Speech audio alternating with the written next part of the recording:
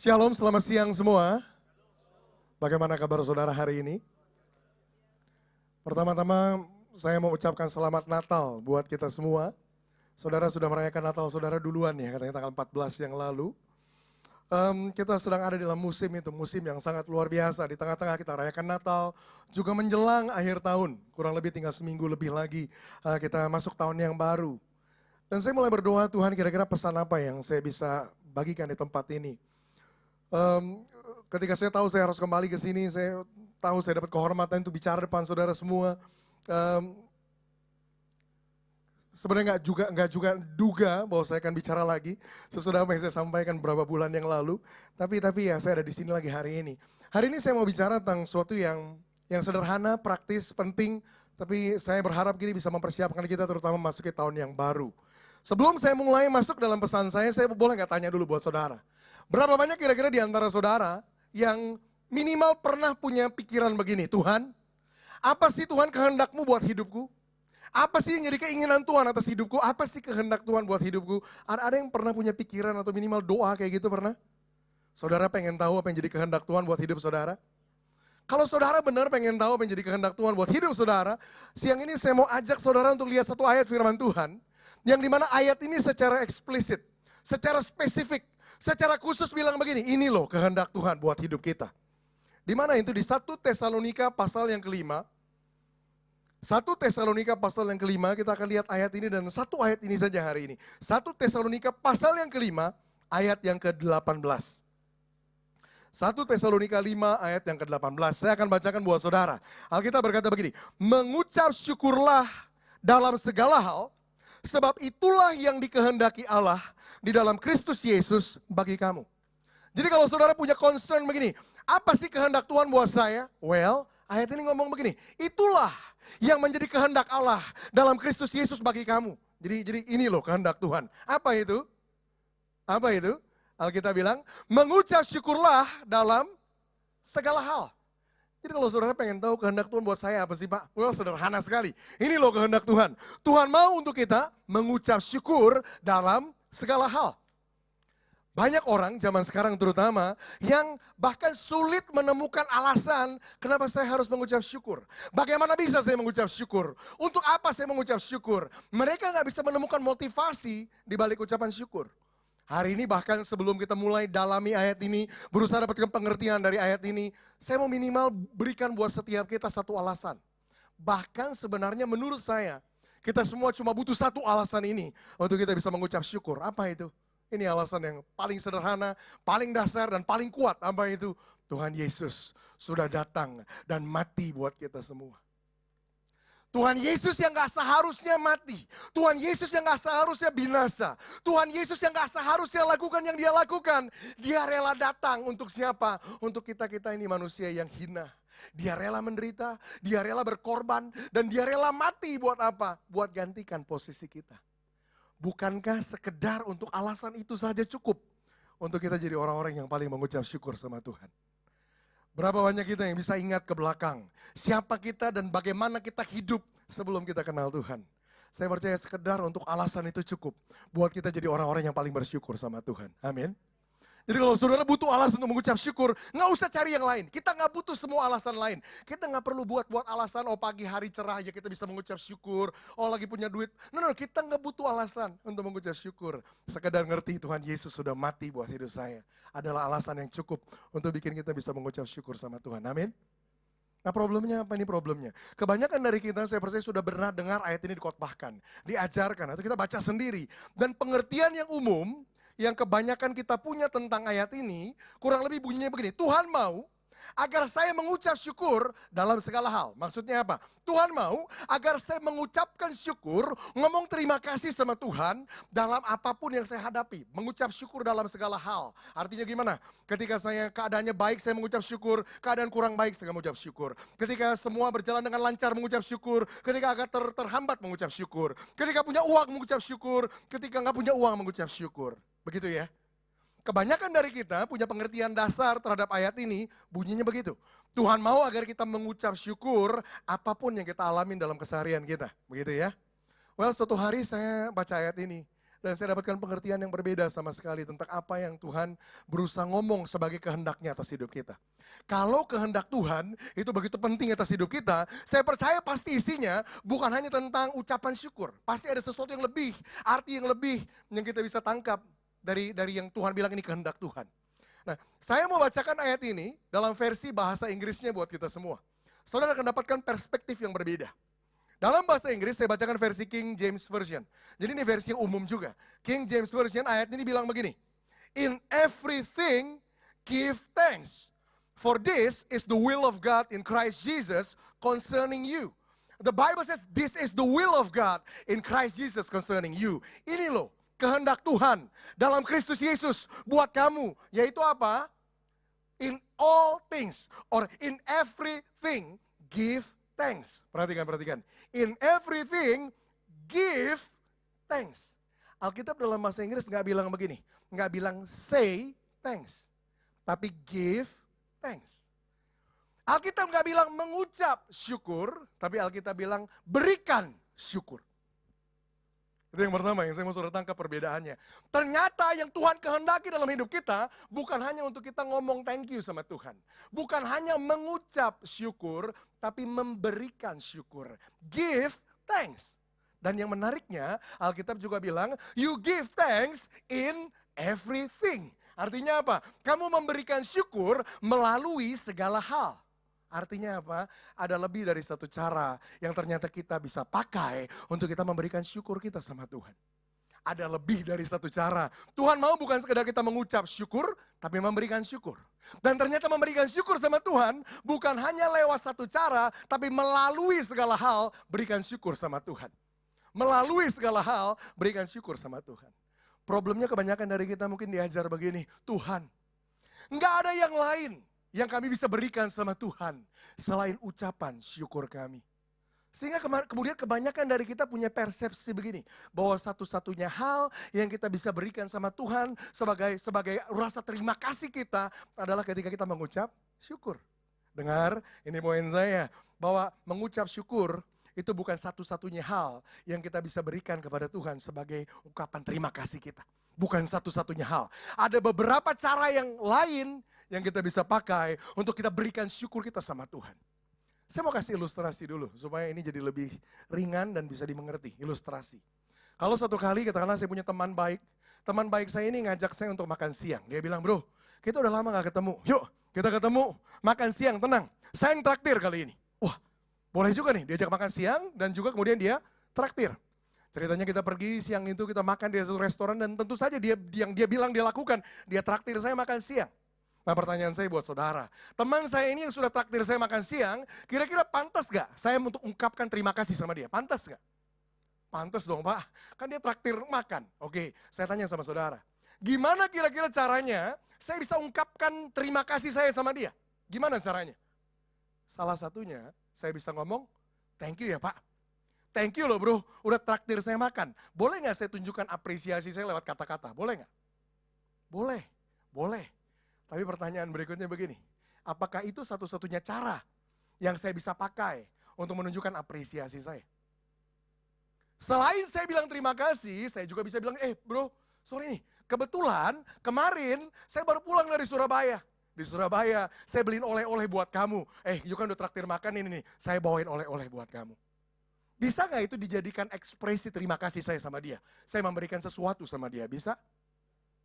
Dengar, ada lebih dari satu cara yang kita bisa pakai untuk mengekspresikan syukur kita sama Tuhan. Bahwa mengucap syukur bukan satu-satunya hal yang kita bisa berikan sama Tuhan. Ada lebih dari satu cara yang kita bisa pakai untuk ekspresikan syukur kita sama dia. Orang-orang yang ngerti Tuhan, Engkau sudah mati buat hidup saya. Dan berpikir, Tuhan apa Tuhan? Dengan apa saya bisa balas kebaikan Tuhan? Well, selama ini kita berpikir satu-satunya cara kita membalas adalah dengan memuji, memuliakan. Itu aja pujian kita, ucapan syukur kita. Ada lebih dari satu cara yang kita bisa pakai untuk naikkan syukur kita. Tapi yang kedua poin saya, bukan cuma ada lebih dari satu cara, tapi gini, ada tingkatan yang berbeda, ada nilai yang berbeda di dalam ungkapan syukur yang berbeda. Maksudnya gimana? Coba balik ilustrasi tadi. Yang pertama saya cuma ngomong, thank you ya bro, udah makan siang, thank you ya pak, thank you ya pak. Kira-kira dia senang gak saya mengapresiasi apa yang dia lakukan? Senang. Saya bilang terima kasih buat dia cukup senang, tapi kemudian dibandingkan dengan yang kedua. Saya bawakan oleh-oleh khusus dari Surabaya buat dia. Kira-kira pertanyaan saya, buat dia, teman saya, mana yang punya nilai lebih tinggi? Yang pertama, saya ngomong thank you. Atau yang kedua, ada sesuatu yang saya kasih sama dia. Mana yang nilainya lebih tinggi buat dia? Saya percaya yang kedua. Kenapa? Karena ada effort yang lebih yang kita keluarkan buat lakukan yang kedua. Benar? Yang pertama kita cuma ngomong thank you, Pak. Yang kedua ada effort lebih. Terlepas dari harganya mahal atau murah, dari Surabaya jauh-jauh kita bawa buat dia. Benar? Ada effort lebih. Ternyata bukan cuma ada cara yang berbeda yang kita bisa pakai untuk mengekspresikan terima kasih kita, tapi yang kedua ada tingkatan yang berbeda. Ada nilai yang berbeda di dalam setiap cara yang berbeda. Hari ini saya mau bicara tentang ini judulnya. Ini judulnya. Hari ini saya mau berbicara tentang levels of gratitude. Levels of gratitude. Tingkatan-tingkatan mengucap syukur atau memberikan syukur. Tingkatan-tingkatan memberikan syukur. Levels of gratitude. Kita akan bicara nanti tentang cara yang berbeda-beda yang kita bisa pakai untuk kita berikan syukur kita sama Tuhan. Tapi bukan caranya yang berbeda saja, tapi kita juga akan bicara di dalam bentuk sequence, urut-urutan. Dari tingkatan yang paling bawah, dari tingkatan yang paling rendah yang kita bisa pakai, sampai tingkatan yang paling tinggi yang kita bisa pakai untuk berikan syukur kita sama Tuhan. Levels of gratitude. Orang-orang yang sangat ngerti hidup ini udah ditebus dengan darah Yesus yang mahal. Cuman ada satu saya percaya yang menjadi respon kita. Ada ungkapan syukur yang berlimpah dari dalam hidup kita. Yang dimana kita bilang, Tuhan, dengan apa aku bisa balas kebaikan Tuhan? Kalau saudara benar ngomong begitu, dengan apa Tuhan aku bisa balas kebaikan Tuhan? Maka saya percaya pesan ini adalah untuk saudara. Karena saya mau tunjukkan sama saudara ada cara yang berbeda-beda yang ternyata kita bisa pakai untuk membalas kebaikan Tuhan. Kita akan mulai dari level yang pertama. The first level of gratitude. The lowest level of gratitude. Tingkatan pertama yang terendah, yang punya nilai paling kecil di dalam kita memberikan syukur kita sama Tuhan. The lowest level of gratitude. Kira-kira ada yang mau tebak apa? Apa cara yang paling rendah? Apa cara yang paling bawah? Apa cara yang memiliki nilai paling kecil di dalam kita mengekspresikan terima kasih kita sama Tuhan? Ada yang mau tebak kira-kira apa? Apa? Mengucap. Oke. Listen to this, dengarkan ini. The lowest level of gratitude. The lowest level of gratitude is when you give thanks to God through your words. Tingkatan terendah kita memberikan syukur sama Tuhan adalah ketika saudara memberikan syukur kepada Tuhan dengan kata-kata saudara. Itu tingkatan yang paling rendah. Itu tingkatan yang paling bawah. Itu tingkatan yang paling dasar. Itu tingkatan yang nilainya paling kecil. Saudara nggak salah dengar saya bilang begitu. Itu tingkatan yang nilainya paling kecil. Menariknya, seringkali di gereja kita diajarkan begini, Tuhan, nggak ada yang lain yang lebih tinggi yang kami bisa berikan sama Tuhan selain ucapan syukur kami. Benar? Tapi hari ini saya ngomong sebaliknya. Ucapan syukur, kata-kata kita, itu justru yang paling rendah. Menurut saya begini bahkan, nggak ada yang lebih rendah yang kita bisa berikan sama Tuhan untuk ungkapkan syukur kita selain kata-kata kita. Nggak ada yang lebih rendah. Itu udah yang paling bawah.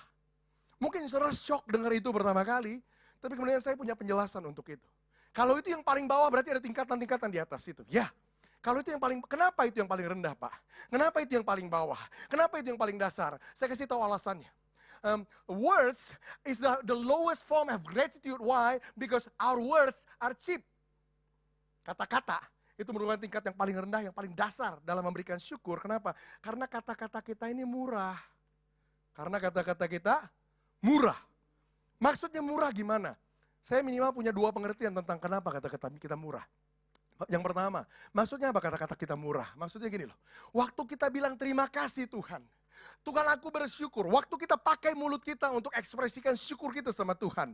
Pertanyaan saya sederhana, uang di kantong saudara berkurang nggak? Enggak. Barang saudara ada yang hilang nggak? Enggak. Waktu saudara ngomong thank you sama Tuhan, buat kita nggak keluar apa-apa. Kita nggak keluarin sesuatu. Kita nggak korbanin apa-apa. Kata-kata kita murah. Cuman ngomong aja, kita nggak ngeluarin apa-apa kok. Kita nggak korbanin apa-apa kok. Kita nggak kehilangan apa-apa. Our words are cheap. Kata-kata kita tuh murah. Tapi dengar ini baik-baik. Saya ngomong kata-kata kita murah, bukan berarti kemudian sesudah ini kita nggak boleh berikan ucapan syukur sama Tuhan. No, bukan itu poinnya. Dengar ini poinnya. Sekalipun kata-kata kita murah, menariknya, ada banyak orang percaya yang bahkan nggak bisa kasih namanya ucapan syukur. Padahal murah loh, padahal gratis loh. Yang gratis aja, kita nggak bisa kasih sama Tuhan. Itu problemnya. Saya bilang itu murah bukan berarti kita nggak boleh lakukan. Saya bilang murah bukan berarti nggak ada artinya. Ada artinya. Sekalipun rendah, tapi ini problemnya. Sekalipun itu murah, banyak orang nggak bisa mengucap syukur sama Tuhan. Banyak orang nggak bisa kasih ucapan syukurnya sama Tuhan. Di satu sisi dia ngomong gini, Tuhan, aku rela berikan segala-galanya sama Tuhan. Tuhan bilang, bohong. Yang gratis aja lu nggak bisa kasih. Lu mau bilang segala-galanya. Dengar, halo. Saya percaya setiap kita bisa mulai dari sini. Kita nggak keluarin apa-apa ketika kita mengapresiasi apa yang Tuhan lakukan dalam hidup kita. Lewat ungkapan kita, ucapan kita. Apapun yang kita dapatkan, terima, kita alamin, berkat Tuhan yang mengalir. Kita mulai apresiasi Tuhan. Terima kasih buat ini, terima kasih buat ini. Kita pakai kata-kata kita untuk ekspresikan, berikan syukur kita sama Tuhan. Give thanks to Him. Tapi kata-kata kita juga murah saya bilang, karena alasan yang kedua. Kenapa saya bilang kata-kata kita murah? Well, karena ini manusia. Kita katakan satu hal di satu waktu, kita katakan hal yang lain di waktu yang berikutnya. Itu manusia. Kita katakan sesuatu, kita ngomong A di satu waktu, kita ngomong B di waktu yang lain. Kata-kata kita tuh murah. Kita gampang ngubah kata-kata kita. Ketika keadaan dalam hidup kita berjalan baik-baik, kita bilang, oh Tuhan, Engkau sangat baik. 5 menit kemudian ketika tantangan datang, kita bilang, oh Tuhan, kenapa Engkau izinkan hal ini terjadi? Hah? Baru 5 menit lewat. Kata-kata kita murah. Kita terlalu gampang mengumbar kata-kata tanpa kita benar-benar maksudkan apa yang kita katakan. Kata-kata kita murah. Dengar ini baik-baik, saya bahkan berani ngomong gini. Terutama sesudah khotbah yang terakhir, saya lebih berani di sini untuk ngomong apa yang saya harus ngomong. Kenapa kata-kata sekedar tingkatan yang terendah dari kita mengekspresikan syukur kita sama Tuhan? Karena because many times we are even using our words as a tool of manipulation. Bahkan seringkali kita hanya menggunakan kata-kata kita sebagai alat untuk memanipulasi. Maksudnya gimana? Waktu kita ngomong thank you sama seseorang, waktu kita bilang terima kasih sama seseorang, sebenarnya bukan benar-benar terima kasih, sebenarnya gini, di balik kepala kita berpikir lain kali lagi dong. Subconsciously, we are doing it all the time. Secara alam bawah sadar kita lakukan setiap waktu. Kita ditraktir makan, Pak, thank you loh Pak. Oh nggak apa-apa Pak. Pak, bener loh Pak, thank you loh Pak. Saya jarang-jarang ditraktir makan. Dalam kepala kita, lain kali boleh lagi Pak. Kita mengapresiasi seseorang dengan kata-kata kita. Seringkali tujuannya justru untuk pastikan lain kali kita akan dapat favor yang sama. Bahkan bukankah seringkali hal yang serupa diajarkan dalam hal hubungan kita dengan Tuhan. Mari saudara, ucapkan syukur sama Tuhan. Bilang terima kasih sama Tuhan. Buat hati Tuhan senang. Supaya berkatnya turun lebih banyak. Jangan amin loh. Saya lagi tunjukin. Bahwa seringkali bahkan kita pakai kata-kata kita. Ucapan syukur kita. Sebagai alat untuk memanipulasi. Bahkan ngerinya, bahkan Tuhan kita berusaha manipulasi. Wow. Memangnya Tuhan gak bisa baca yang ada di belakang kepala kita yang bilang, oh lu mau lagi. Saudara ngerti kenapa saya bilang words, kata-kata sekedar punya tingkatan terendah dalam kita when we express our gratitude. Ketika kita ungkapkan terima kasih kita. That's the lowest level. But at least every one of us can start there. Itu yang paling rendah, tapi minimal setiap dari kita mulai dari situ dong. Jangan pelit sama kata-kata kita. Mulai tunjukkan apresiasi sama Tuhan buat semua yang dia udah lakukan dalam hidup kita. Itu tingkatan yang pertama. Tingkatan yang kedua, naik sedikit lebih tinggi. The second level of gratitude is when you express your gratitude to Him through your gift and through your offering. Melalui pemberian saudara atau melalui persembahan saudara. Melalui pemberian saudara atau melalui persembahan saudara. Pemberian itu artinya barang, persembahan itu artinya uang. Saudara bisa kasih sesuatu sama Tuhan. Jangan bilang Tuhan gak butuh. Ya Tuhan pribadi gak butuh. Dengar. Rupiah kita di surga nggak ada apa exchange rate-nya, nggak ada. Nggak bisa di-convert sama currency surga, nggak ada. Dengar. Gimana kita memberi sama Tuhan? Dengan gini, dengan menjadi perpanjangan Tuhan, perpanjangan tangan Tuhan untuk apa yang dia mau lakukan di bumi. ketika ada orang yang membutuhkan, ketika ada masalah, ketika ada problem, ketika ada sakit penyakit. Well, kita mau Tuhan bisa bergerak di situ dengan cara apa? Kita memberi kepada Tuhan untuk orang itu. Well, kita bisa memberikan sesuatu sama Tuhan dalam bentuk barang atau uang. Gift or offering. Pertanyaannya sederhana, kenapa itu tingkatan yang kedua? Kenapa itu setingkat lebih tinggi dari sekedar kata-kata kita? Alasannya sangat gampang, alasannya sangat sederhana. Karena ketika kita memberikan sesuatu berbentuk barang atau berbentuk uang, ada sesuatu yang keluar dari diri kita. Ada sesuatu yang kita korbankan, ada sesuatu yang kita keluarkan, ada sesuatu yang hilang dari diri kita. Benar ya? Makanya itu adalah pemberian dalam tingkatan yang lebih tinggi dari yang pertama. Yang pertama gratis, cuma ngomong aja, kita nggak keluar apa-apa. Yang kedua, kita keluarkan sesuatu. Bentuknya uangkah atau barang. Saya mau tunjukkan sesuatu yang menarik di poin yang kedua ini. Kenapa? Bahkan di poin yang kedua ini saja, kita memberikan uang atau barang sama Tuhan, itu ada tingkatannya lagi. Saya cuma mau tunjukkan ini. Itu ada tingkatannya lagi. Buat saudara yang nggak percaya, ada tingkatan yang berbeda dalam pemberian, saya mau tunjukkan buktinya. Ada tingkatannya lagi. Saudara nanti pelajari sendiri ceritanya, di dalam Markus pasal 12, ayat 41 sampai 44. Ada satu cerita yang menarik di situ. Ceritanya kurang lebih bunyinya begini. Alkitab katakan suatu hari, Yesus sedang ada di bait Allah. Ngapain? Yesus sedang ada di bait Allah, dan dia sedang duduk di dekat kotak orang memberikan persembahan. Wah, ini satu pemandangan yang lumayan menarik nih. Saya bayangkan apa jadinya kalau sekarang Yesus lakukan yang sama. Kita lagi mau kasih persembahan, dia liatin, lo mau kasih berapa? Waduh, serem juga kayaknya. Tapi itu yang Yesus lakukan waktu itu. Nah pertanyaannya ngapain dia buat begitu? Well, dia mau ajar kita satu pelajaran yang menarik. Kemudian Alkitab berkata begini, pada saat itu ada banyak orang kaya yang datang membawa persembahan dalam jumlah yang besar. Perhatikan ya, banyak orang kaya datang membawa persembahan dalam jumlah yang besar. Kalau diilustrasikan mungkin mereka datang bawa karung. Pas kasih persembahan bunyinya gubrak.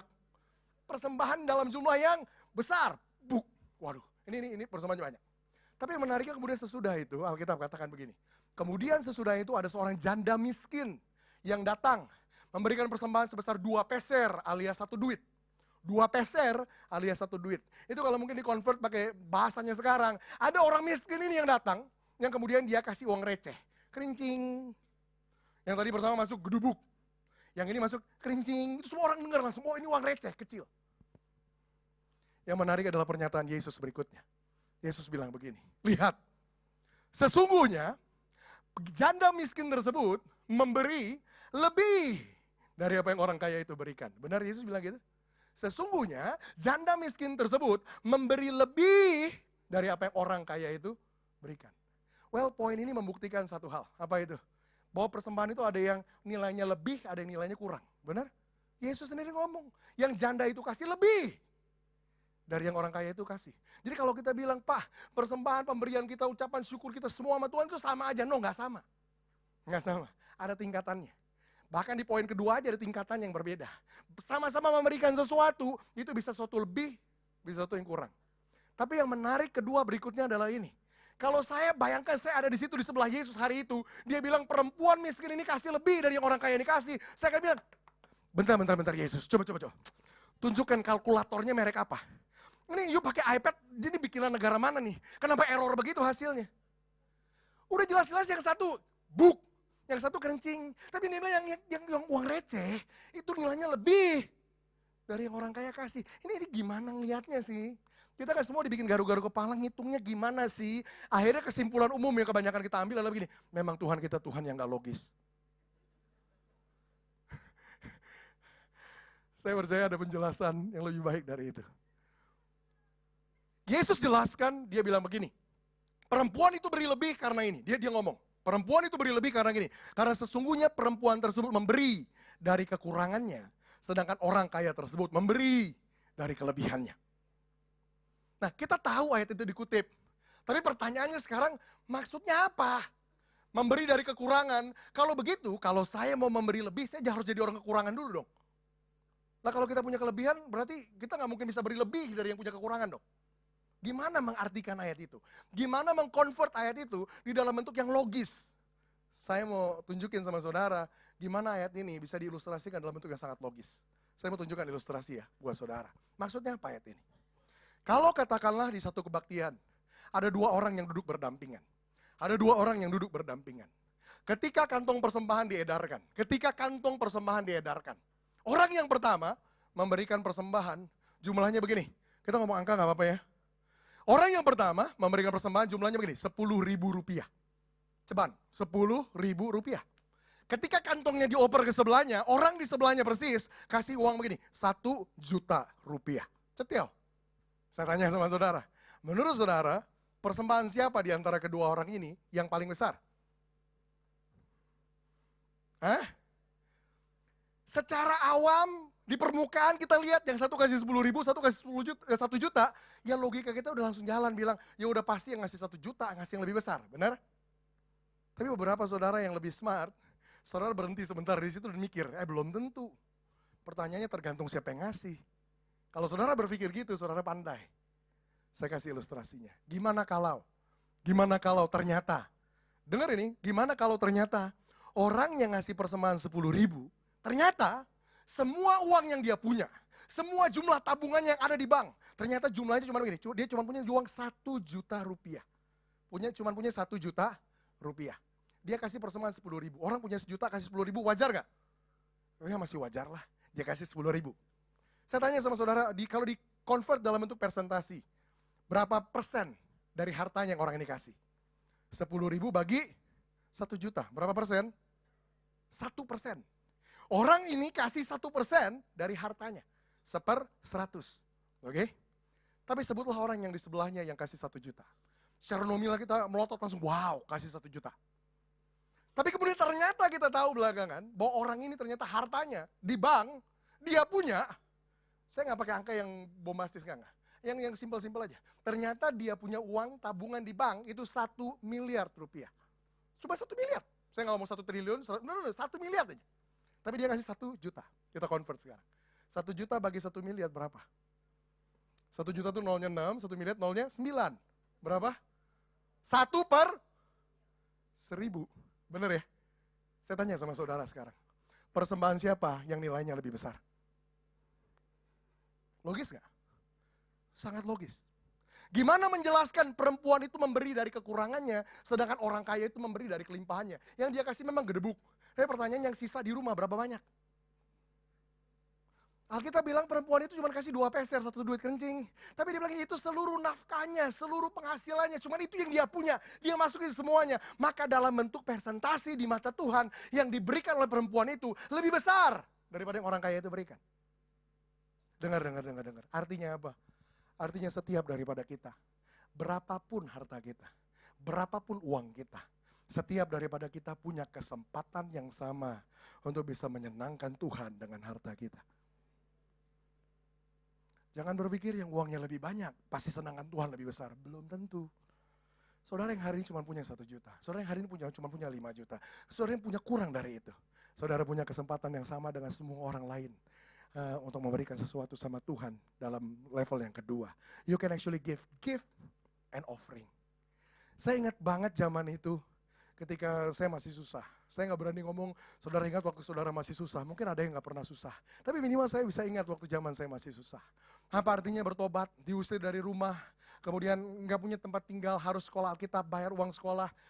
Saya ingat banget ketika pertama kali saya harus melakukan yang namanya persepuluhan. Saudara tahu apa yang saya lakukan? Saya dapat uang, satu jumlah, untuk dimana saya harus bayar uang sekolah saya kuliah, sekolah Alkitab. Bayarnya kan langsung bulat. Biarpun namanya sekolah Alkitab, nggak ada itu kebijakan yang, Pak, maaf Pak, ini kan sekolah Alkitab. Uangnya saya potong per puluhan ya Pak, nggak bisa. Mau itu ML sekolah Alkitab juga bayar uang kuliah, full. Pertanyaannya saya bayar per puluhan nggak? Saya bayar per puluhan, dari mana? Dari uang saku, uang makan saya. Karena uang kuliah kan besar. Maka uang buat perpuluhan potongnya juga sekali gede. Jadi uang saku, uang makan itu yang saya harus kasih. Apa yang terjadi? Saya ingat banget hari-hari itu. Pertama kali saya belajar namanya perpuluhan, nabur, saya ingat banget. Berminggu-minggu saya nggak makan siang. Ya untungnya sekolah Alkitab. Mereka semua makan di warteg sebelah. Zaman itu makan warteg masih murah banget, 2.000, 3.000 bisa.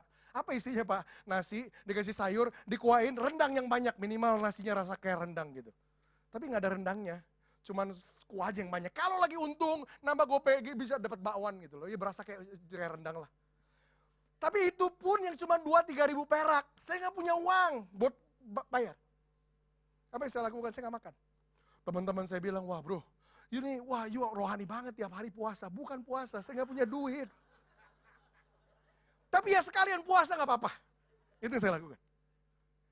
Ketika masih susah, kita ngerti bagaimana kalau Tuhan mau berkati hidup kita. Kita harus belajar buktiin firman Tuhan. Buat saya prinsipnya gini, Tuhan, saya nggak akan pernah berdiri di depan siapapun sampaikan firman Tuhan sebelum ini saya buktikan dalam hidup saya.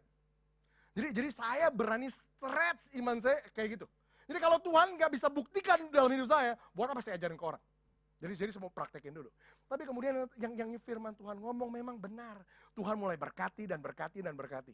Tapi kemudian belakangan saya baru sadar ini. Seringkali peningkatan dari persembahan kita nggak sebanding dengan peningkatan dari berkat Tuhan yang masuk dalam hidup kita. Saya kasih buktinya. Saya bilang tadi, orang yang punya uang cuma 1 juta, ngasih 10.000 wajar nggak? Oh wajar, masih masuk wajar. Kasih 10.000 wajar, 1/100. Saya nggak yakin ada orang yang punya uang 1 M aja, nggak usah besar-besar. Saya nggak yakin dia kasih sekali persembahan 10 juta rupiah. Sama-sama 1/100 dari hartanya. Benar? Banyak dari kita, ketika kita mulai diberkati, kita malah jadi lebih sedikit di dalam memberikan syukur kita sama Tuhan lewat harta kita. Bukan tentang nominalnya, tapi tentang persentasinya. Itu saya mau tunjukkan secara sederhana lewat ayat ini. Terakhir saya khotbah, saya ingat ngomong gini kok. Ternyata hidup yang terbaik bukan ketika bisa mengumpulkan lebih banyak, tapi bisa mengeluarkan lebih banyak. Saya sama istri pusingnya bukan tentang gimana cara dapat duit lebih banyak, no. Gimana cara bisa keluarin duit lebih banyak. Orang mana lagi yang kita bisa bantu? Bukan keluarin duit, bukan belanja, bukan. Orang mana lagi yang kita bisa bantu? Orang miskin mana lagi yang kita bisa angkat? Orang-orang membutuhkan mana lagi kita bisa rubah hidupnya? Tapi ternyata makin banyak kita keluarin, Tuhan limpahin juga makin banyak. Tuhan kita bukan Tuhan yang berhutang. Ketika kita ngerti prinsip ini, yes, kita bisa memberikan syukur kita sama Tuhan lewat harta kita. Bisa. Dan Tuhan bisa disenangkan olehnya. Tuhan bisa anggap pemberian kita sebagai sesuatu yang tinggi dan mulia. That's the second level of gratitude. When you actually give a gift or an offering. Ada tingkatan yang ketiga. The third level of gratitude. Saudara kan perhatikan dari tingkatan ketiga sampai tingkatan yang terakhir, yang kelima. Saudara kan perhatikan ini yang menarik. Ternyata hal-hal yang menyangkut atau bersifat materialistik, ternyata itu hanya ada di dalam 2 urutan pertama. Hanya di 2 urutan pertama. Mulai dari level ketiga, 4, 5, saudara nggak akan dengar hal-hal yang materi lagi. Dengan kata lain, kalau ada orang yang berpikir, saya udah kasih banyak, saya udah nyumbang banyak, saya udah tabur banyak, dan berpikir seolah-olah saya udah lakukan banyak buat Tuhan, berpikir lagi, kenapa? Karena itu cuma 2 tingkatan pertama loh. Ternyata ada tingkatan yang lebih tinggi dari itu. The third level of gratitude. The third way in which you can give thanks to God. The third level is this, when you give thanks to God through your choice, through your lifestyle. Melalui pilihan saudara, atau melalui gaya hidup saudara. Melalui pilihan saudara atau gaya hidup saudara. Wah itu apalagi tuh Pak, gimana ngasih pilihan atau gaya hidup? Saya kasih ilustrasi dulu ya, supaya lebih ringan lagi, jangan kayak shock gitu. Saya kasih ilustrasi. Kalau katakanlah suatu hari, saya memutuskan untuk pergi ke luar negeri. Ngapain Pak? Saya mau mengunjungi teman saya yang sudah lama saya gak ketemu. Ini teman baik saya. Teman baik saya yang sudah beberapa tahun saya gak ketemu. Saya putuskan udahlah, saya kunjungin dia kali ini. Sebelum saya berangkat, saya berpikir begini. Kalau saya pergi, saya gak bawa apa-apa sama sekali, rasanya kok gak enak. Kita kan orang Asia, kita bawa oleh-oleh, benar ya? Apa yang saya lakukan? Well, yang pertama, ini yang saya lakukan. Saya pulang ke rumah saya, kemudian saya mulai cari. Di rumah ada barang apa yang gak kepake ya? Iya. Apa ya? Nggak bekas, baru, tapi kebetulan saya nggak pakai atau saya nggak suka. Apa ya kira-kira yang kebetulan udah ada aja? Kan daripada repot-repot yang udah ada aja, bukan barang jelek kok. Ada apa ya? Oh, ini. Saya dikasih dasi. Mereknya bagus, harganya juga saya tahu mahal, tapi coraknya saya nggak suka.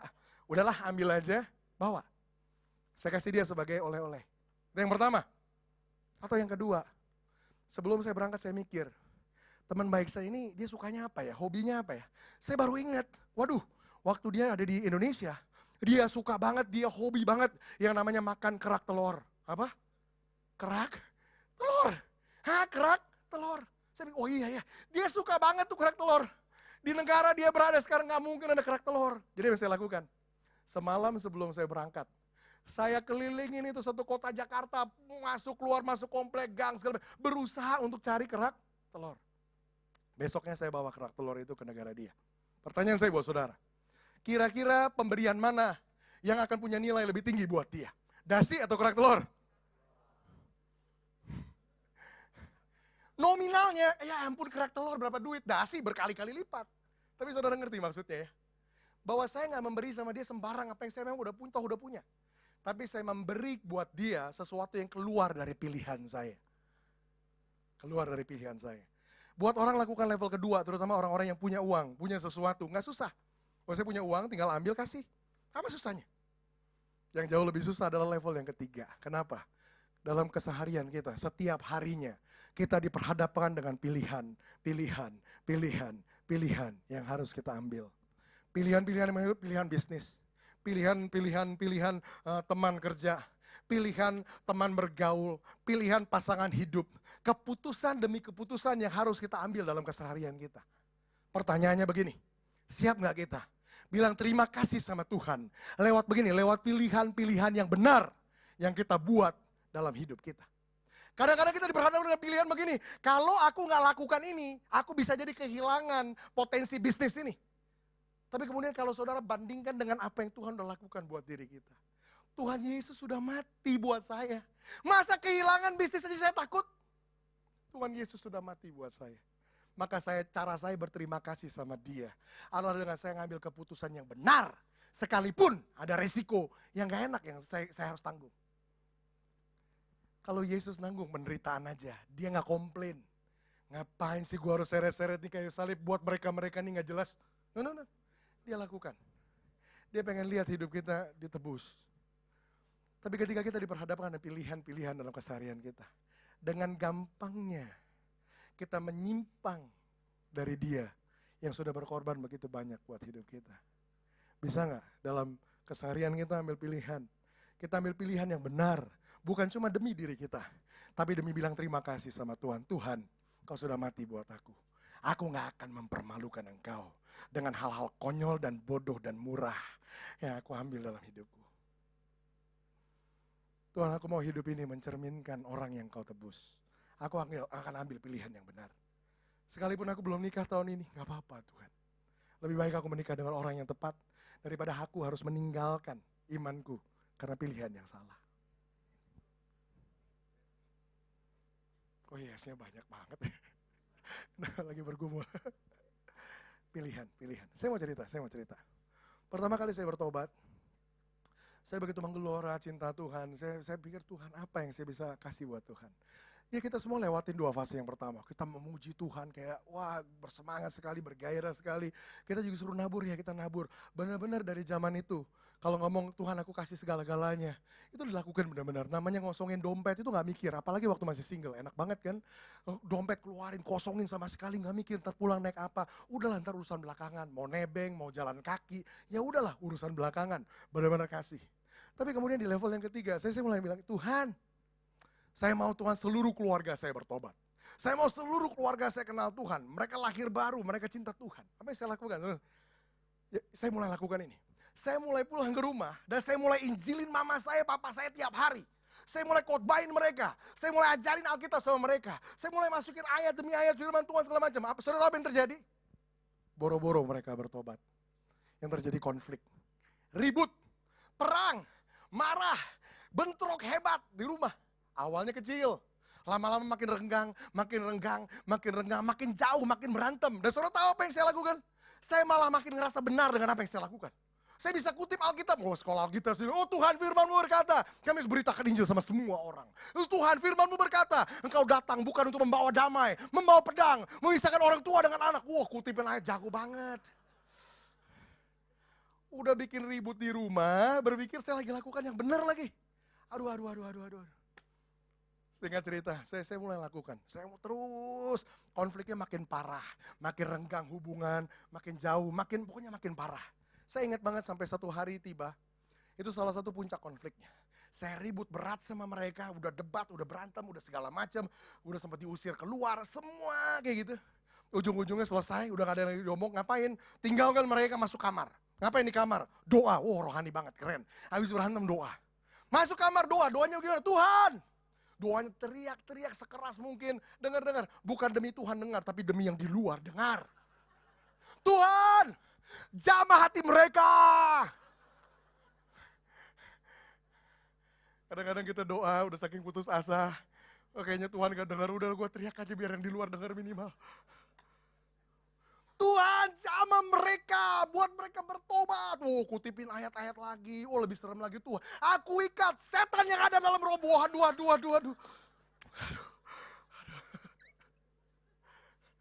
Aduh, saudara gak percaya. Saya bener, saya gitu. Doa. Ini nih, doa udah saking emosi, menggebu-gebu terus. Akhirnya ujung-ujungnya ngos-ngosan juga kan. Akhirnya, udah gak tahu ayat mana lagi yang dikutip. Nah, di sementara ngos-ngosan, Tuhan mulai ngomong. Jadi kalau doa begitu, pastikan jangan ngos-ngosan. Minimal nafas cukup panjang supaya Tuhan gak ngomong. Waktu ngos-ngosan Tuhan mulai ngomong. Saudara tahu apa yang Tuhan ngomong? Yang Tuhan ngomong berikutnya bikin saya shock, serangan jantung. Untung masih muda, kalau enggak lewat benar-benar. Waktu ngos-ngosan, Tuhan bilang begini. Bukan mereka yang harus tobat. Kamu yang harus tobat. Bukan mereka yang harus berubah. Kamu yang harus berubah. Benar-benar shock. Lagi ngos-ngosan dibegituin kan serangan jantung. Waduh, ini kan mahasiswa sekolah kita, berasa bener dong, kutip ayat, apanya yang salah Tuhan? Aku lagi memberitakan Injil, apa yang salah Tuhan? Wah, segala macam argumentasi. Tapi intinya, Tuhan bilang bukan mereka yang harus bertobat, kamu yang harus bertobat. Kata-kata Tuhan berikutnya, wah ini yang bikin saya berubah selamanya. Tuhan ngomong gini berikutnya, saya juga agak gak peduli, saudara mau debat ini secara teologis, tapi buat saya Tuhan yang ngomong. Tuhan bilang begini sama saya hari itu. Mulai hari ini kata Tuhan. Berhenti khotbahin mereka pakai mulut kamu. Sebelum kamu bisa tunjukin sama mereka lewat hidup kamu. Bayangin Tuhan ngomong berhenti khotbah.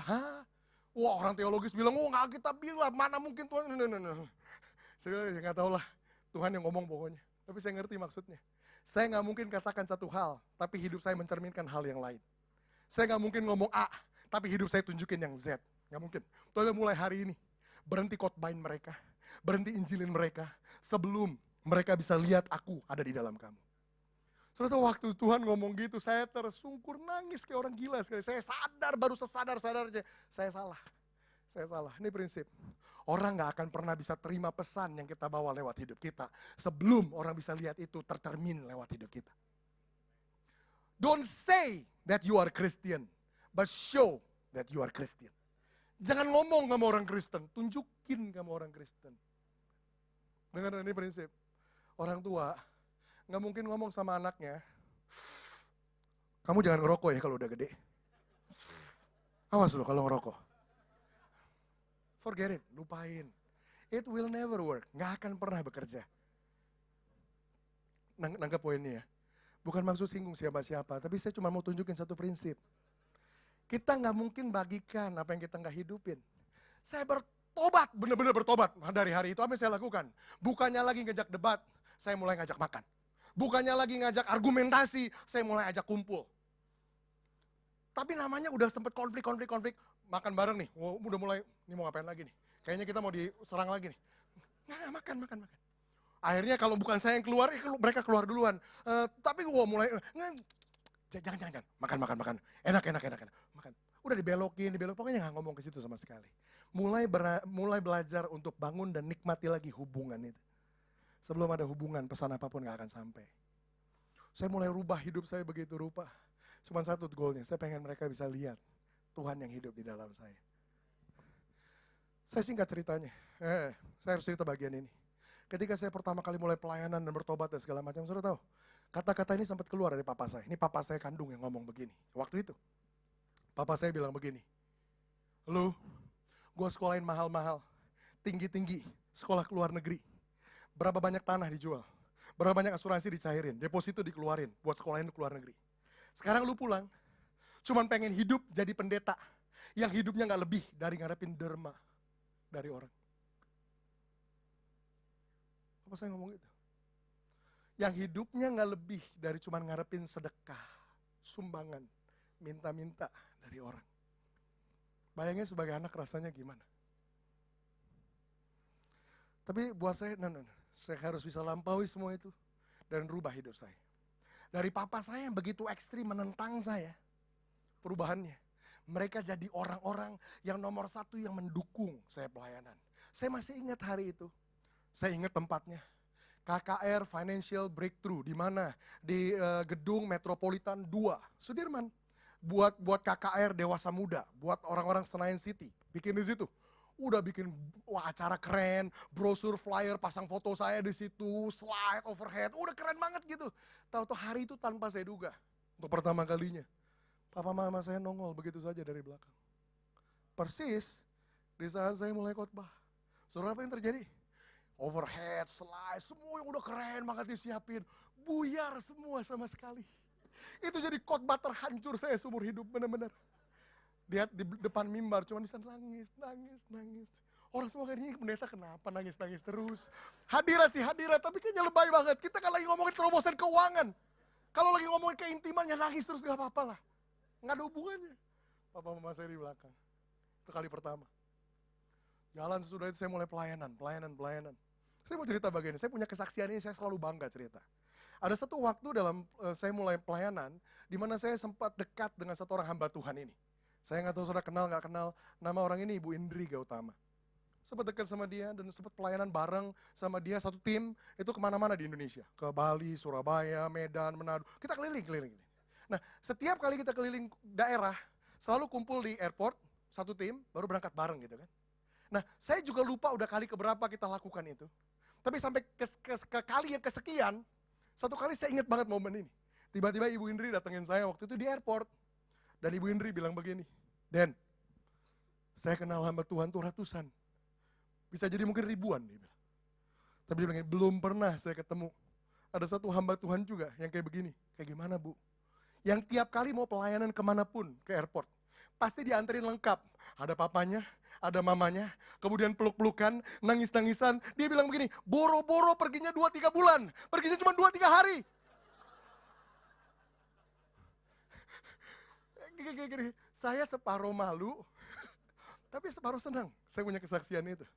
Bahwa ada orang tua saya, papa, mama yang begitu support saya pelayanan. Waktu mereka mau lepas saya naik pesawat, mereka bilang, kamu pelayanan yang bagus ya. Kamu pelayanan yang membanggakan ya. Kamu pelayanan yang hebat ya. Wah, itu rasanya kayak gimana gitu. Dengar.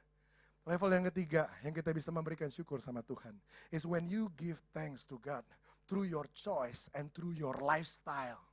Biar orang di sekitar kamu lihat memang ini adalah orang yang udah ditebus dengan darah Yesus yang mahal. Kenapa? Dia punya hidup berbeda, kelihatan, nampak, dialami, dirasakan oleh orang-orang yang ada di sekitarnya. Waktu kita kasih persembahan, yang tahu cuma kita sama Tuhan, uang, yang tahu cuma kita sama Tuhan. Nah, Tuhan disenangkan dengan itu. Tapi level yang ketiga lebih menyenangkan Tuhan. Kenapa? Karena kita ambil pilihan yang kita buat dengan sadar dan sengaja. Dan orang-orang di sekitar kita lihat, memang orang yang cinta Tuhan hidupnya berbeda. Memang berbeda. Gaya hidupnya berbeda. Itu level yang ketiga. Naik, level yang keempat. The fourth level of gratitude. The fourth level of gratitude is when you learn to give thanks to God through serving. Ketika saudara belajar memberikan syukur saudara sama Tuhan lewat pelayanan. Lewat melayani, lewat pelayanan. Ada begitu banyak dari kita yang berpikir pelayanan sekedar begini. Aktivitas di dalam gereja yang karena butuh sukarelawan ya orang dilibatkan. No. Saya mau rubah gambar pandangan ini sama sekali. Pelayanan adalah satu bentuk yang bisa kita pakai untuk berusaha nunjukin syukur kita sama Tuhan. Tuhan, Engkau mati buat saya. Masa saya nggak mau untuk luangkan waktu saya untuk mulai tolong orang-orang yang ada di sekitar saya. Untuk mulai kasih kontribusi buat orang-orang yang membutuhkan. Pelayanan bisa diwujudkan entah itu di dalam maupun di luar gereja lokal. Saudara berpikir, wah di dalam gereja saya kayaknya nggak ada tempat. Ya nggak apa-apa, cari sesuatu di luar. Ada begitu banyak orang membutuhkan. Begitu banyak orang-orang yang butuh disentuh hidupnya. Taruh tangan saudara untuk mulai lakukan sesuatu. Pelayanan bisa jadi ekspresi syukur kita sama Tuhan di level yang keempat. Kenapa? Karena ada orang-orang yang secara langsung kita pengaruhi. Saya mau cerita lagi. Khotbah kali ini banyak ceritanya, saya banyak kesaksian. Sesudah saya lewat level 3, saya bilang Tuhan hidup saya mau rubah supaya mencerminkan Tuhan. Tapi saya tetap dalam hati saya bilang begini, Tuhan, tapi pasti masih ada lagi yang saya juga bisa kasih sama Tuhan selain ini. Jadi udah lewatin 3 fase yang pertama, saya masih ngerasa ada sesuatu yang lagi yang saya bisa kasih. Apa itu?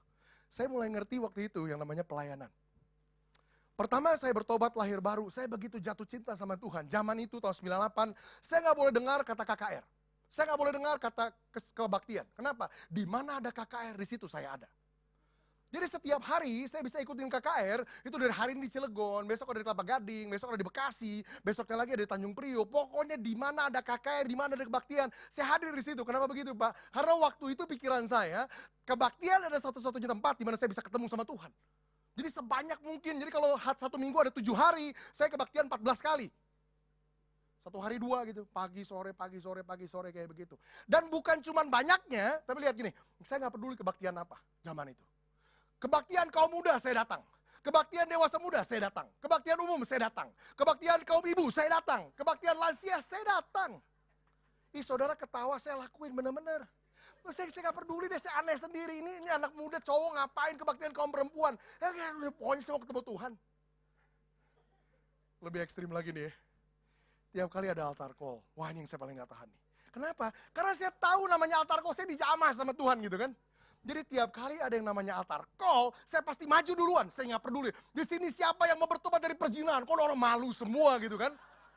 Maju paling depan. Siapa di sini yang kandungannya mau dibuka sama Tuhan? Maju. Orang begini, waduh ini orang stres satu nih. Saudara nggak percaya saya lakukan. Ya kalau saya lihat ke belakang, saya juga sama ngakaknya dengan saudara. Aduh ini orang konyol banget. Percaya saya lakukan itu semua. Tapi sesudah saya kenal tentang yang namanya kasih karunia ini, Tuhan udah begitu baik buat hidup saya. Saya bilang gak cukup, saya cuma ngejarin Tuhan kayak begitu. Tuhan ada gak sesuatu yang saya bisa lakukan? Saudara apa yang saya lakukan? Yang saya lakukan. Saya mulai datangin lagi ke tempat-tempat itu yang biasa saya datangin buat KR dan segala macam. Saya datangin tempat-tempat itu dan saya hampirin koordinatornya. Kalau ada gembalanya saya hampiri gembalanya. Ngapain? Saya tanya gini, Pak, saya minta maaf Pak. Kira-kira di gereja ini Pak, ada toilet nggak Pak yang saya bisa bersihin Pak? Kira-kira ada karpet nggak Pak yang boleh saya gulung Pak? Kira-kira ada kursi nggak Pak yang saya bisa angkatin masukin gudang Pak? Itu yang saya cari waktu itu. Kenapa? Saya nggak pernah mimpi sama sekali untuk pelayanan itu, singer, WL, khotbah apalagi. Saudara dengar kan? Bahkan jadi asyar, saya nggak berani, minder. Saya nggak punya apa-apa. Saudara nggak akan percaya ini. 4 tahun pertama saya pelayanan. Ini bahkan udah mulai khotbah nih, 4 tahun pertama saya pelayanan, saya udah khotbah. 4 tahun pertama saya pelayanan, saya nggak pernah beli satu kemeja pun buat diri saya, nggak pernah. Loh Bapak nggak ada duit, nggak dikasih duit, dikasih. Semua uang yang saya terima, saya cuma habisin beli buku-buku rohani, itu aja.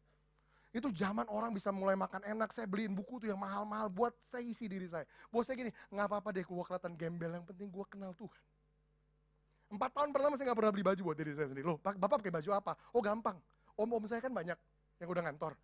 Saya datengin, Om, ada nggak baju yang udah nggak kepake? Jadi saya mintain baju-baju bekasnya. Saya tahu banget tuh rasanya pakai baju-baju yang kerahnya udah pada belel, robek-robek. Dan baju tuh udah nggak pernah matching. Bajunya warna orange, dasinya warna kuning, waduh. Serius, kalau harus cari foto-foto lama saya juga lihatnya, aduh nggak banget ini orang. Itu saya lakuin. Jadi, saya nggak ngerasa pantas bahkan tuh jadi asyir sekalipun. Saya bilang, Pak, kalau ada toilet, biar saya bersihin. Dan tebak apa yang terjadi? Nggak ada gereja yang keberatan, toiletnya mau dibersihin. Dan saya mendapat kehormatan tersebut, bisa bersihin toilet-toilet itu. Waktu saya bersihin toilet itu, dengar ini. Dari pertama saya bertobat lahir baru, saya bilang, Tuhan kau udah begitu baik buat saya. Semua yang saya pengen lakukan dalam hidup saya cuma satu. Saya pengen buat Tuhan senang. Saya cuma pengen senangkan Tuhan. Dan kalau saya bisa senangkan Tuhan lewat toilet yang saya bersihin, Tuhan terima Tuhan persembahan saya. Toilet ini terima Tuhan, saya pengen nyenengin Tuhan. Cuma itu aja. Tapi kemudian saya belajar prinsip ini belakangan. Alkitab bilang, kalau kamu lakukan apa yang kamu lakukan di depan orang, sesungguhnya kamu udah dapatkan upah kamu. Waktu orang bilang, hebat ya, bagus ya, luar biasa ya. Udah upahnya udah dapat, selesai. Tapi Alkitab juga bilang ini, apapun yang kamu perbuat bagi Tuhan di tempat yang tersembunyi, Tuhan akan memberikan kepadamu upahmu di tempat yang terbuka. Saya tahu kok, 100% saya tahu. Yang bikin saya bisa berdiri di tempat-tempat mulia kayak gini, itu karena toilet-toilet yang saya bersihin. Itu pelayanan. Itu pelayanan. Pelayanan formal pertama kalinya seumur-umur yang saya terima, jadi guru sekolah minggu. Itu pelayanan formal pertama saya. Nah, guru sekolah minggu dimanapun, gereja manapun, selalu happy kalau ada cowok pengen jadi guru sekolah minggu. Selalu happy. Kenapa? Alasannya simple, karena guru cowok itu jarang. Karena guru cowok itu bisa dua fungsi. Satu bisa ngajar, kedua bisa ngangkat-ngangkat barang. Oh iya benar, saudara lihatin deh guru sekolah minggu kecil-kecil, mungilmu, kesian. Mereka ngangkat-ngangkat, kesian. Nah, saya cerita, saya seneng bukan main. Mulai pelayanan formal kan pakai baju celana hitam putih, wah keren, wah keren pelayanan gitu ceritanya. Rumah saya Kemanggisan, Selipi. Pelayanan saya pertama kali itu nggak terlalu jauh, cuma di Kelapa Gading. Kebaktian pertama mulai 6:30 pagi. Saya datang jam 5:30 pagi. Pak pagi banget ngapain? Ya karena saya harus gulungin karpet dan beresin kursi. Tadi malam kan udah kasiut. Jadi pelayanan belum mulai kita ngangkat, itu rasanya happy banget ngangkatin kursi, gulung-gulung karpet. Pelayanan belum mulai jam 6:30, itu baju udah kotor duluan bekas karpet. Tapi rasanya happy banget. Nah jadi guru sekolah minggu ceritanya, mereka ngajar begini, kalau kamu jadi guru sekolah minggu yang hebat, kamu harus bisa diemin anak nangis. Wow, saya kan dengerin aja kayak begitu. Yang saya nggak ngerti, karena saya belum punya anak, umur 18 tahun gimana mikirnya. Gimana caranya? Nah ini yang saya baru ngerti belakangan. Ternyata kalau anak kecil nangis, ya yang punya anak kecil nangis, itu air keluar dari mana-mana kan.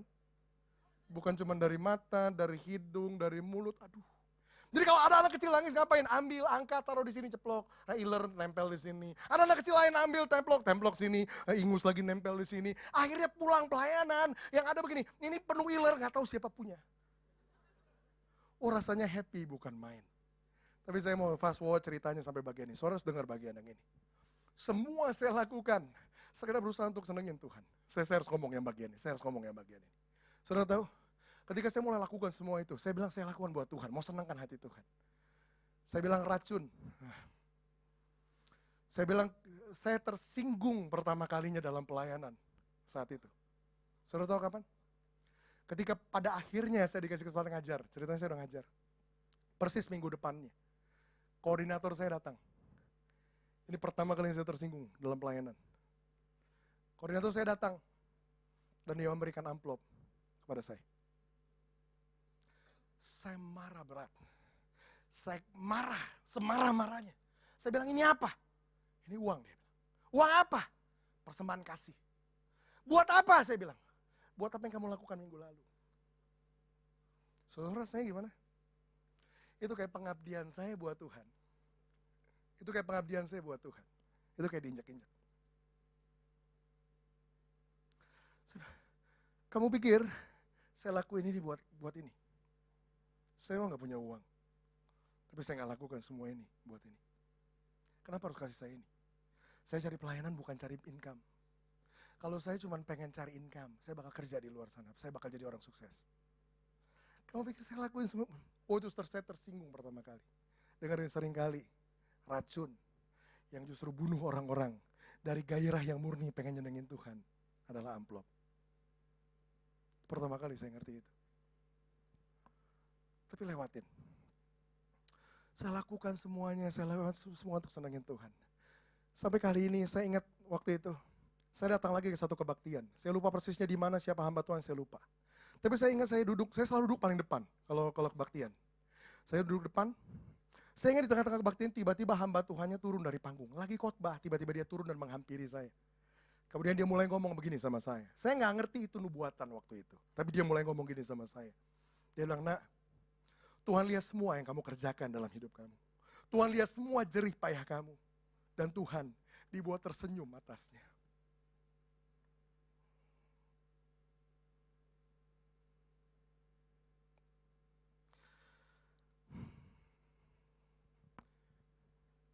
Setiap kali saya berusaha ingat momen itu. Saudara harus ingatnya gini. Semua yang saya pengen lakukan dan kerjain sesudah saya kenal Tuhan, saya cuma pengen senengin Tuhan, ingat itu. Saya nggak pengen yang lain. Saya nggak ngejar berkat, saya nggak ngejar jodoh, nggak. Saya cuma pengen senengin Tuhan. Dan ya saya tahu saya bisa senengin Tuhan lewat semua, tapi nggak benar-benar mikir itu sampai ke Tuhan. Ya karena minimal kelasnya kan masih bawah gitu, bersihin toilet siapa yang tahu. Tapi ketika kata-kata itu keluar, Tuhan lihat semua yang kamu lakukan. Dan itu semua membuat Tuhan tersenyum. Itu rasanya kayak semua yang saya pengen. Sesudah saya bertobat, Tuhan kasih, dia tersenyum atas saya. Mulai hari itu saya harus ngaku begini, mulai hari itu saya punya satu kecanduan yang baru. Saya kecanduan sama ini, apa itu? Mulai hari itu saya bilang, Tuhan mulai hari ini, saya cuma mau hidup untuk lihat Tuhan tersenyum atas diri saya. Saya berdoa di tempat ini. Kalau ada saudara di sini yang bisa ngalamin, lihat Tuhan tersenyum atas hidup saudara. Saya kasih tahu, gak ada yang lebih memuaskan dalam hidup ini. Selain dari lihat Tuhan tersenyum atas hidup kita. Saudara pikir uang yang banyak bisa kasih kesenangan? Saya punya uang banyak, gak kasih saya kepuasan. Saudara pikir apa yang bisa nyenengin? Sekali saya ngalamin pengalaman itu, jadi benar-benar nyandu, Tuhan, aku cuma mau hidup mulai hari ini untuk buat Tuhan terus tersenyum atas hidup saya. Makanya kalau sampai hari ini, saya ngomong di khotbah yang terakhir, saya sadar sepenuhnya akan apa yang saya harus ngomong. Kalau saya nggak diundang lagi, jangan undang saya lagi. Makanya sampai hari ini saya nggak pernah takut, saya nggak pernah pusing siapa yang berdiri di hadapan saya. Saya nggak perlu takut orang tersinggung, saya nggak perlu takut orang sakit hati, orang nggak suka apa yang saya ngomong, jangan undang saya lagi. Saya nggak hidup buat kamu, saya hidup untuk senengin Tuhan saya. Setiap kali saya berdiri di depan orang, kadang ada tempat-tempat yang mengintimidasi, tapi saya sekedar perlu ingatkan diri saya, hey, you are not serving them, kamu nggak lagi layanin mereka. Saya sekedar perlu ingatkan diri saya begini, it's not about them, just look at who is beside you. Sekedar lihat siapa yang ada di sebelah kamu. Orang boleh tersinggung selama Tuhan saya tersenyum. Buat saya lebih baik saya ditolak orang tapi diterima sama Tuhan, daripada diterima orang tapi ditolak sama Tuhan. Saya nggak hidup untuk nyenengin orang, denger ini baik-baik. Buat saya berdiri di depan 10 orang, atau saya berdiri di depan 10.000 orang, dan percaya sama saya udah pernah berdiri di depan 10.000 orang. Buat saya mau berdiri di depan 10 orang atau 10.000 orang, buat saya yang tonton saya selalu cuma satu, Tuhan saya. Yang saya perlu pastikan dia terus happy dengan apa yang saya sampaikan. Ternyata kita bisa give thanks to God through serving, melalui pelayanan. Jangan pikir itu gak ada artinya. Itu berarti. Itu sampai ke hatinya Tuhan. You can give thanks to God through serving. That's the 4th level. The 5th level, yang terakhir, level yang kelima. Tingkatan yang tertinggi, yang nilainya paling puncak, yang kita bisa pakai untuk ekspresikan syukur kita sama Tuhan. The highest level of gratitude is when you give thanks to God through your calling. Melalui panggilan hidup saudara. Tahukah saudara bahwa masing-masing kita diciptakan sama Tuhan dengan tujuan yang spesifik. Apa itu panggilan? Ketika kita memutuskan untuk nggak lagi hidup buat diri kita sendiri, tapi sebenarnya kita mau hidupi hidup kita untuk tujuan yang Tuhan punya buat saya. Paulus bilang begini, aku telah disalibkan bersama dengan Kristus. Dan hidup yang kuhidupi sekarang di dalam kasih karunia karena iman oleh putranya yang tunggal. Bukan aku lagi yang hidup, tapi Kristus Yesus yang hidup di dalam aku. The highest level of gratitude is this. When you understand that Jesus has died for you, now you live for Him. Yesus sudah mati buat saya. Maka sekarang saya mau hidup buat Dia. Tingkatan tertinggi ucapan syukur adalah ketika kita putuskan untuk hidupi hidup ini, bukan untuk diri kita sendiri lagi, tapi untuk tujuan yang Dia punya buat saya. Salah satu keputusan yang dengan sadar dan sengaja saya harus buat adalah ini. Saya harus putuskan untuk tinggalkan cita-cita saya. Ketika saya bertobat, saya tahu Tuhan udah mati buat saya. Dan saya bilang, saya mau hidup buat Tuhan. Saya mau tinggalin cita-cita saya. Apa cita-cita Pak? Cita-cita Bapak apa? Orang tanya gitu sama saya. Simple-simple aja, ini cita-cita saya dulu. Saya pengen jadi orang kaya. Bikin cita-cita kan gak usah muluk-muluk ya, to the point aja. Saya pengen jadi orang kaya. Saya pikir itu udah hebat banget. Saya pikir itu udah besar banget. Saya pengen jadi orang kaya. Tapi waktu saya bilang, Tuhan, oke Tuhan. Tuhan udah mati buat saya. Sekarang hidup yang saya hidupin bukan tentang saya lagi. Ini cita-cita saya Tuhan, saya letakin. Saya pilih untuk buat cita-cita saya mati. Banyak orang berpikir, orang yang menyerahkan cita-citanya sama Tuhan, jadi orang yang gak punya tujuan hidup. Jadi orang bodoh yang hidupnya gak jelas mau kemana. Salah besar. Kenapa? Sebab hanya di saat engkau serahkan cita-citamu, bilang Tuhan, hidupku bukan tentang apa yang aku inginkan lagi. Hanya setelah kau turunkan cita-citamu, baru Tuhan bisa gantikan dengan cita-citanya atas hidup kita. Ketika saya bilang, Tuhan aku gak mau hidup hanya untuk jadi orang kaya lagi Tuhan. Saya pengen yang Tuhan mau buat saya. Ketika Tuhan mulai gantikan dengan cita-cita yang Dia punya atas saya. Dengar ini, saya nggak jadi orang yang melempem dan nggak tahu masa. No, sebaliknya. Saya justru jadi orang yang jauh lebih ambisius. Saya jadi orang yang jauh lebih punya kegigihan, persistensi, ketekunan, drive yang kuat. Kenapa? Karena ternyata saya temukan cita-cita yang Tuhan punya buat saya jauh lebih besar dari sebesar apapun cita-cita saya bisa bikin buat diri saya sendiri. Kalau demi kekayaan saya bisa kerja. Tuhan bilang ini loh cita-cita yang aku punya buat kamu. Aku mau hidupmu kata Tuhan. Mengubah Indonesia. Saya mau lihat bangsa Indonesia berubah. Saya udah ngomong, saya hidup dan saya rela mati untuk lihat bangsa ini berubah. Ini cita-citaku buat kamu, kata Tuhan.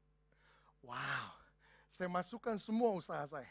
Ini kita lagi liburan semua keluar, saya masih kerja kayak orang gila sampai hari ini. Besok, Selasa saya syuting, Rabu saya kenapa? Karena Tuhan punya cita-cita yang jauh lebih besar dari yang saya punya. Tingkatan tertinggi kita bisa berikan syukur kita sama Tuhan is when you surrender your life fully and totally to the purpose that He have for you.